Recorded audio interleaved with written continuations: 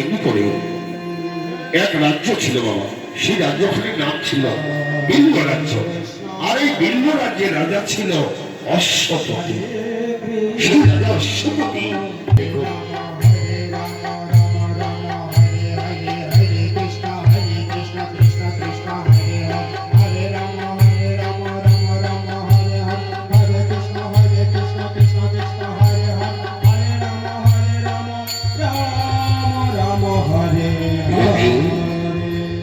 আমি এই বিল্ব রাজ্যের রাজা নাম আমার অশ্বপতি। হরে কৃষ্ণ। না জানি আমি কোন পাপ করেছি, কোন পাপের ফলে সাজা এই জন্মে আমাকে ভোগ করতে হয়। আমার ছেলে নেই, মেয়ে নেই, মানুষ আমাকে হাত করে বাঁধা বলে। তাই তোমার মনে হয় এই রাজ্য ছেড়ে আমি অনেক দূরে চলে যাব। মানুষ আমাকে হাত করে বাঁধা বলে, মানুষ আমাকে বলে আমার মুখ দেখলে যাত্রা নষ্ট হয়ে যায়। আমি মহাপাপী, পাপের ফলে আমি মন্দির তৈরি করবে, আমি তোমার বরদান দিলাম। আমার দৈব বাড়িতে স্বামীকে দেবে বলেছে আমার নাকি সন্তান হবে, আমি বাবা হবো রানী, আমি বাবা হব। হরে কৃষ্ণ। তুমি বাবা হবে, আমি মা হব।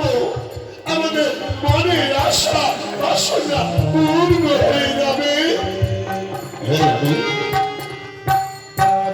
সাবিত্রী দেবী আমায় বরদান দিয়েছে, আমি সন্তানের বাবা হব। মানুষ আমাকে হাত করে বাঁধা বলতে পারে। ঈশ্বরী চলো অন্তপুরে গিয়ে আমরা সাবিত্রী দেবীর পুজো করব। ঈশ্বর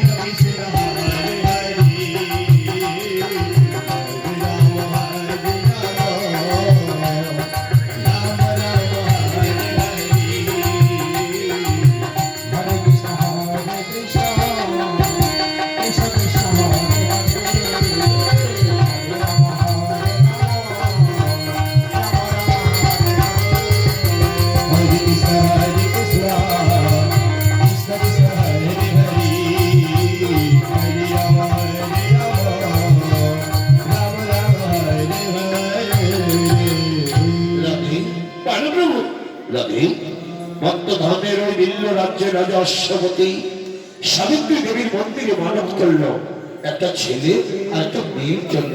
তাই বুঝি তোমাকে ডাকেনি?